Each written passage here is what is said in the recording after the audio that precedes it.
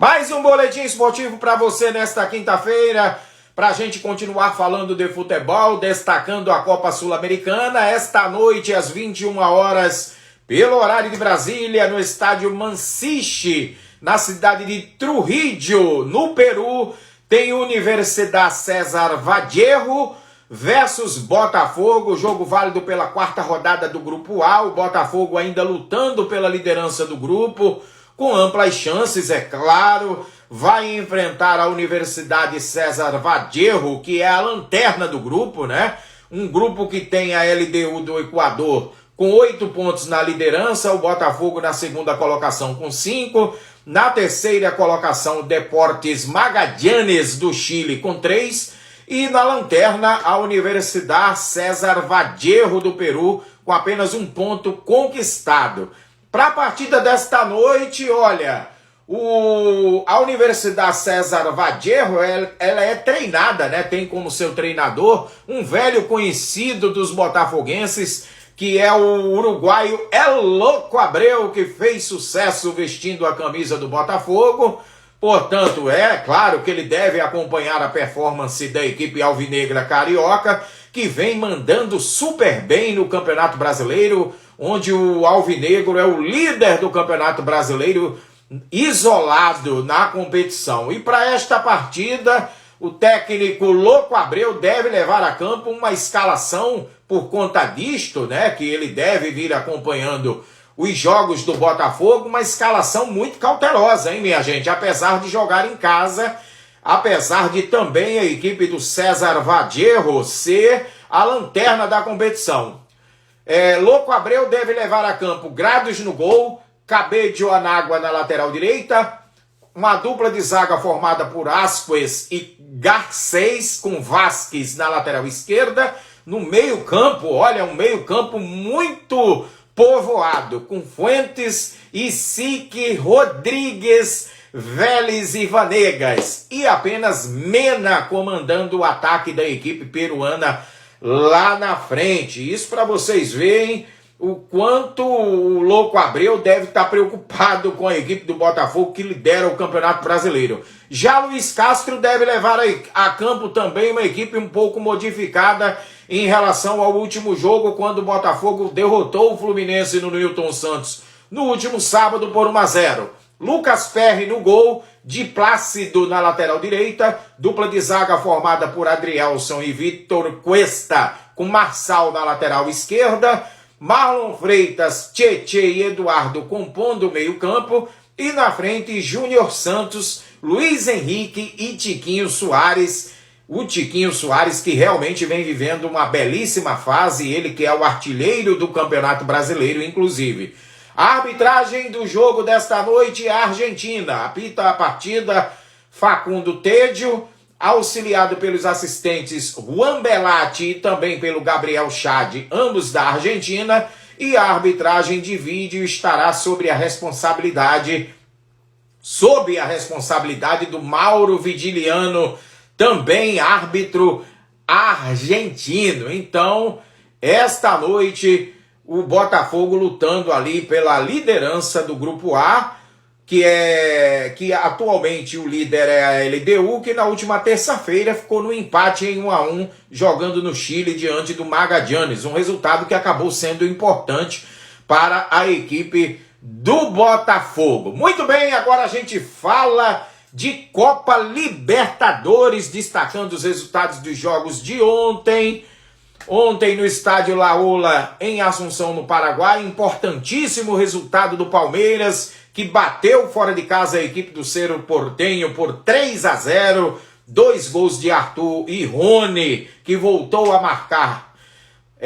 Balançaram as redes a favor da equipe alviverde. Com o resultado, o Bolívar ainda segue na liderança do grupo C, com 9 pontos, mas o Palmeiras, com a vitória de ontem, também encostou, chegando aos mesmos 9 pontos, perdendo apenas por critérios do saldo de gols. Na terceira colocação está o Barcelona de Guayaquil do Equador com 3, e o Cerro Porteño agora ocupa a lanterna também com os mesmos 3 pontos conquistados. Nas próximas rodadas, o Palmeiras terá 2 partidas em casa receberá daqui a 2 semanas o Barcelona de Guayaquil no Allianz Parque e encerrará a sua participação na fase de grupos também jogando no Allianz Parque em São Paulo, diante do Bolívar, que é o líder do grupo. Então, esta partida deverá definir quem verdadeiramente ocupará a primeira colocação do grupo C. Ontem, pelo grupo E, na Argentina, no estádio Diego Armando Maradona, em Buenos Aires, olha, Argentinos Júniores e Corinthians ficaram no empate em 0-0. O resultado não foi dos piores, mas também não ajudou muito a equipe corintiana, que com o empate ficou na terceira colocação com 4 pontos. O líder deste grupo é o Argentinos Júniores, que com o empate chegou a 8 pontos. O Independiente del Valle do Equador ocupa a segunda colocação com 6. O Timão é o terceiro com 4. E na quarta e última colocação, o Liverpool do Uruguai, também com os mesmos 4 pontos que o Corinthians. Nas próximas rodadas, o Corinthians vai ao Equador encarar a equipe do Independiente del Valle e encerra a participação na fase de grupos jogando contra o Liverpool do Uruguai na última rodada no Allianz Parque em São Paulo. Ontem também no Estádio Municipal de Concepción, na cidade de Concepción, no Chile, olha, o Flamengo se complicou nas suas pretensões pela obtenção da primeira colocação do grupo A. O empate em 1-1 contra a fraquíssima equipe do Ñublense, com Gabigol tendo marcado no primeiro tempo, Jorge Henriquez marcou na segunda etapa. Mais uma vez o Flamengo mostrando uma fragilidade no setor defensivo. Realmente o Jorge Sampaoli, que chegou para meio que trocar um pneu do carro em movimento, né? Tá tendo meio que fazer ali o que tem sido feito e o que dá para se fazer, mas o Flamengo agora, com o resultado de ontem, né, ficou com 5 pontos apenas conquistado. Não era isso, né, 5 pontos conquistados, ou melhor dizendo, não era isso que os rubro-negros almejavam, pretendiam uma vitória para encostar e ter chances de retomar a liderança do grupo, que hoje é do Racing, que ocupa a primeira colocação com o dobro de pontos que o Flamengo, 10 pontos. O Flamengo ocupa a segunda colocação com 5 pontos. Na terceira colocação, o Ñublense chegou a 4 e na quarta e última colocação, o Aucas do Equador com apenas 3 pontos. Nos próximos jogos, o Flamengo enfrenta o Racing no dia 8 de junho, daqui a 2 semanas, e encerra a sua participação também no Maracanã. Lembrando que essa partida contra o Racing será no Maracanã. O Flamengo terá a chance de, diante da sua torcida, quem sabe, fazer uma boa partida e somar mais 3 importantíssimos pontos. E encerra contra o Aucas do Equador no final do mês que vem, também no Maracanã. Então o Flamengo já passa a não depender só de si. Precisa vencer e precisa torcer pela combinação de resultados.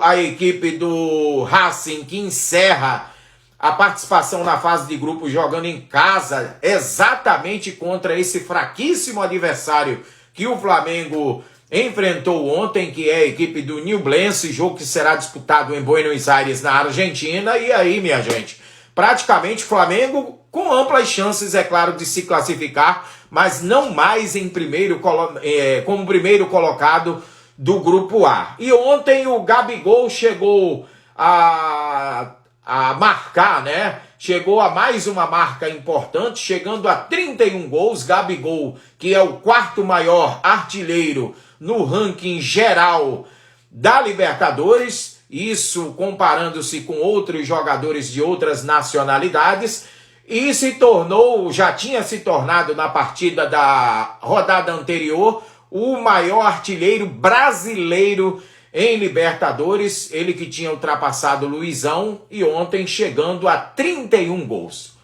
No próximo bloco a gente continua, falando de Copa Libertadores. Esta noite tem Fluminense em campo, brigando também pela liderança do seu grupo. Até já!